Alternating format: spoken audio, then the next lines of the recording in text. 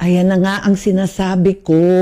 Ayan, nagkasakit na nga si Bongbong, pambihira talaga. Wala kasing nag-aalaga sa kanya. Sino ba dyan sa nakapaligid sa palasyo, sa dinami-dami ninyo, ang talagang nagmamahal sa kapatid ko? Yan lang ang tanong ko, no? Ang health niya, ang bibigay. Talaga naman. Kanya-kanyang agenda kayo dyan. Wala naman umaasikaso sa kanya. Kaya kung ako sa kanya, pangalagaan muna niya ang sarili niya. Magpalakas siya. Ayan. Talikuran na niya lahat ng nakapaligid dyan sa palasyo.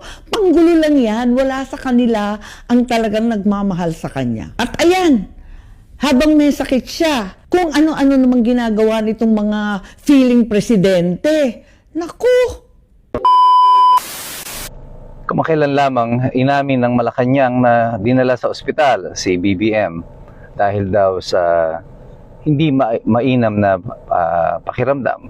Later on, lumabas si BBM at inamin niya na siya ay merong sakit na diverticulitis.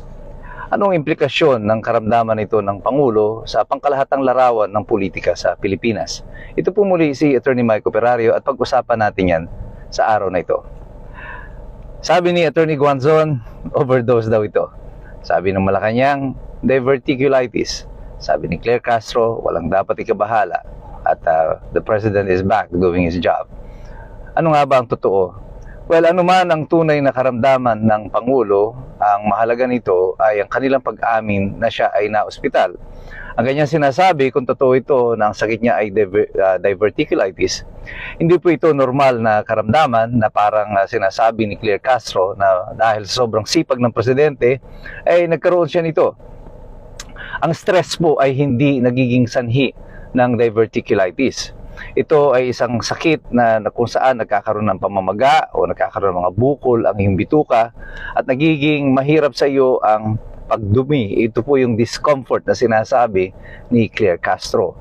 Hindi po ito parang sipon o ubo na parang na-acquire mo lang kahapon at after 3 days ay wala na. This is a disease that is cumulative in its effect. Pangmatagalan po ito at ang tangi lamang pong nagiging solusyon dito ay isang operasyon.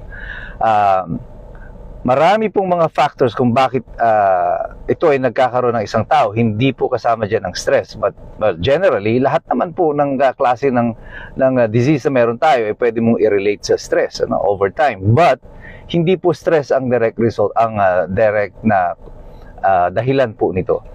Ang diverticulitis po ay nakukuha dahil sa iyong genetics or di kaya ay sa iyong lifestyle, sa diet, sa mga drugs na iniinom mo or ini-intake mo.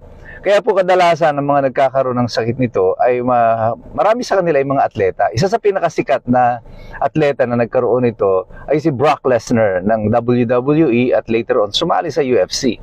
Naging UFC champion po si Brock Lesnar, kaya lang napilitan siya na magretiro ng mas maaga sapagkat yung kanyang diverticulitis ay dumating doon sa punto that it has threatened his life. Yes, this is a life-threatening disease kung hindi po maaagapan. At si Brock Lesnar po, patapos siya magretiro, inoperahan siya, pinutol ang ilang bahagi ng kanyang bituka at pagkatapos, after a few years, ay bumalik din naman siya. At pagkatapos nagretiro ulit dahil nga bumalik yung kondisyon niya doon sa kanyang diverticulitis. So itong sinasabi ni Claire Castro at saka ni BBM na parang okay lang siya, hindi na siya mamamatay. Well, kulang ang kanilang detalye. And because this disease na meron siya is not an ordinary disease. This is a life-threatening disease if not properly treated.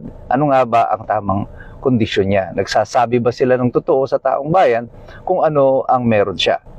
Ang importante dito ay yung implikasyon nitong pag-amin nila na meron siyang sakit, which could be life-threatening.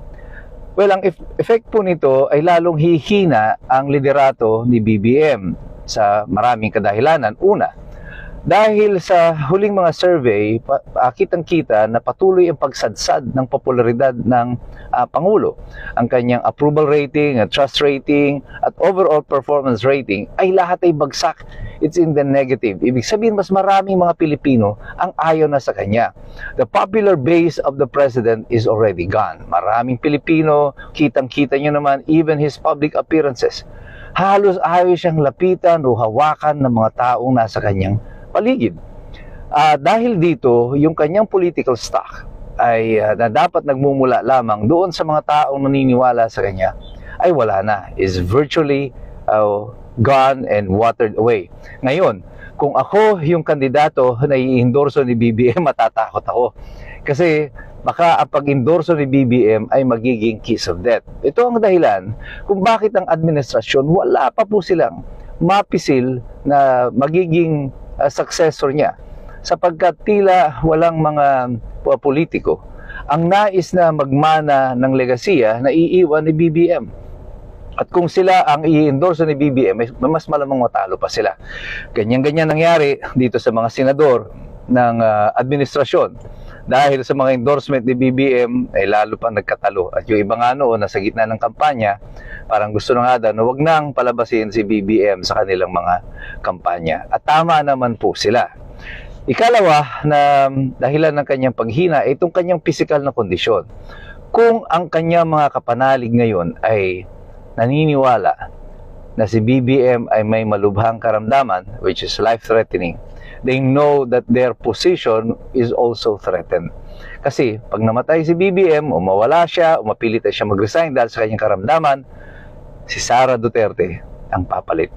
At ngayon, tinitimbang na nitong mga politiko kasi kung si Sara Duterte ay uupo at mawala si BBM within 2026, ay hindi pa nila na-i-impeach si Sara Duterte, they will all be in trouble. So right now, everyone is posturing kung paano sila tatalon sa partido nila Sara Duterte. Baka mapaaga magpahayag sila ng mga suporta dito sa administrasyon ni Sara kasi very uncertain ang future nila with BBM. Wala po itong pinag-iba in the animal kingdom, kagaya po sa mga leon, even sa mga chimpanzees, o sa gorilla, mga gorilla. Kapag ang alpha male, sa mga leon, yung the king, the lion king, the leader of the pride, ay nagpakita na ng kanyang kahinaan, other lions begin to challenge yung leon na yun, and eventually they are ousted.